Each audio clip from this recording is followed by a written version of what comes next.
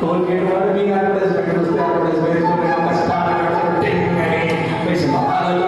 చదవా ఓ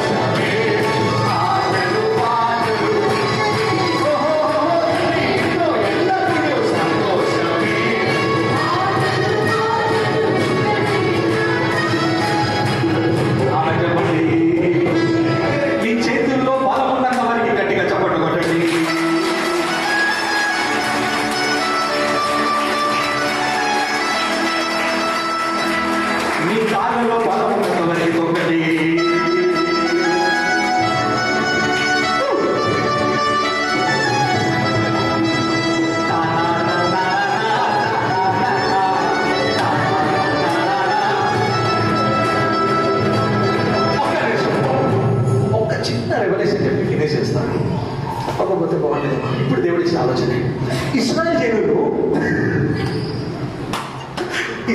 జనులు 1,59,630 రోజులు బానిసత్వంలో ఉండి వీళ్ళు బయటికి వస్తున్నారు.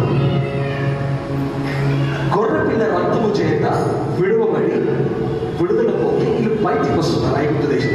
వీళ్ళు బయటికి వస్తున్నప్పుడు నా వర్షం ఏంటి తెలుసా? ఇప్పుడు మన భాషలో వర్షం వీళ్ళు కూడా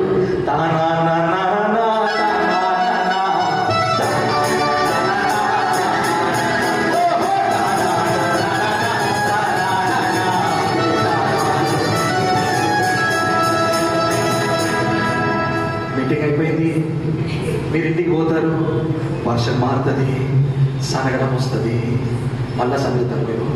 ఇశ్రాయేలు బయటికి వచ్చిన విషయం మర్చిపోయారు.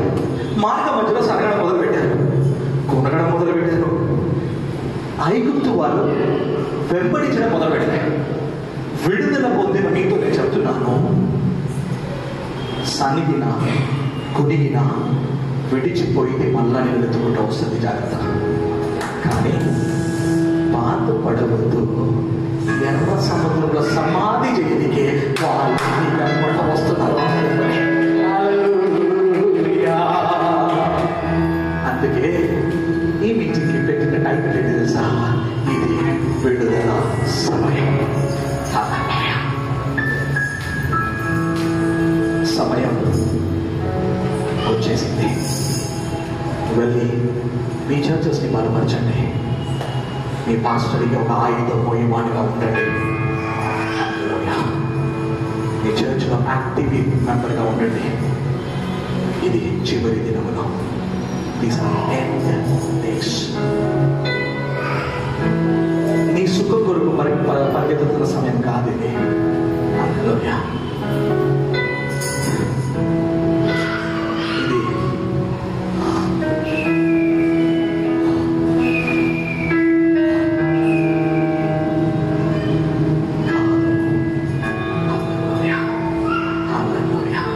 ఇది నిద్రపోతున్న సమయం కాదు.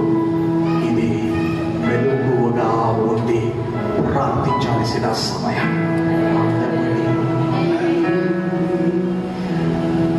కొంచెం ఓడలో మొత్తం కలిపి ఒకడు మాత్రం ఏ టెన్షన్ లేకుండా నిద్రపోతున్నాడు. ఇప్పుడు పక్కన వాళ్ళని తట్టి చెప్పండి, నిద్రపోతున్నావా లేచున్నావా? అడగండి, నిద్రపోతున్నావా లేచున్నావా? ఇప్పుడు కాదు, జీవితంలో. అయితే లేవాల్సిన సమయం వచ్చింది. లేచి రూమ్లో పోయి ఉపవాస ప్రార్థన చేయాల్సిన సమయం వచ్చింది. యోనా